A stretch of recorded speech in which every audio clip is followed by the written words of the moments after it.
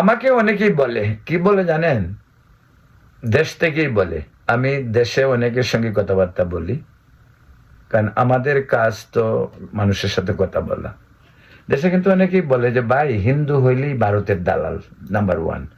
আর এখন আরেকটা নতুন শুরু হয়েছে, হিন্দু নাকি নৌকায় ভোট দেয়, হিন্দু নাকি আওয়ামী লীগের ফ্যাসিস্ট আওয়ামী লীগ, হিন্দু মানে শেখ হাসিনার ফ্যাসিস্ট দলের প্রতি আকৃষ্ট বা সোসো, এরকম কথাবার্তা যেগুলি সবসময় বলে।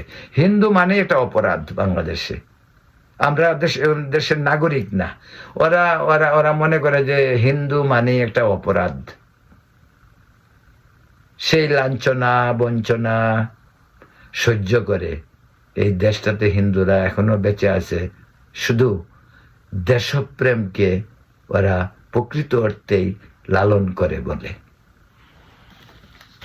ভাই, সবকিছুতেই সব আওয়ামী লীগ করে ফেলছে। তা আপনারা কি আওয়ামী লীগ, ঠিক আছে আওয়ামী লীগ দুষ করে ফেলছে, তা আপনারা কোনসে ভালো কাজটা করছেন আজকে এই 1.5 বছরে? এটা এটুকু আগে বলেন, কোনসে ভালো কাজটা আপনাদের দ্বারা হয়েছে, কি করেছেন?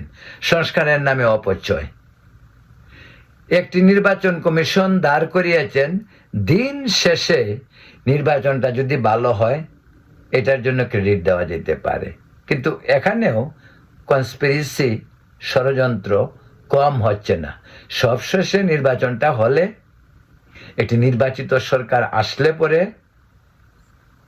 বলবো ডক্টর ইউনূস অন্তত কষ্ট করে অনিচ্ছাকৃত হলেও একটি নির্বাচন দিয়েছিলেন এবং একটি সরকার এসেছে, সেটা যেই আসুক, এনসিপি আসুক, জামাত আসুক আর বিএনপি আসুক।